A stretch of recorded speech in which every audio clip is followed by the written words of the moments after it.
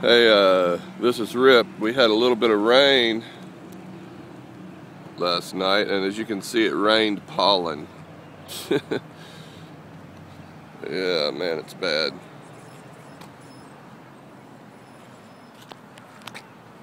Pollen is so bad right now.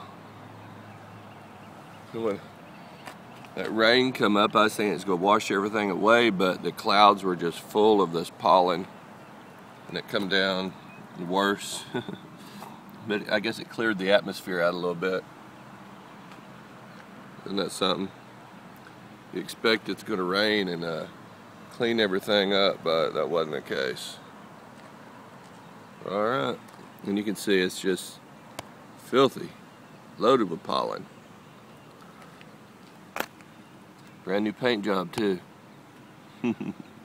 Alrighty, catch you guys later.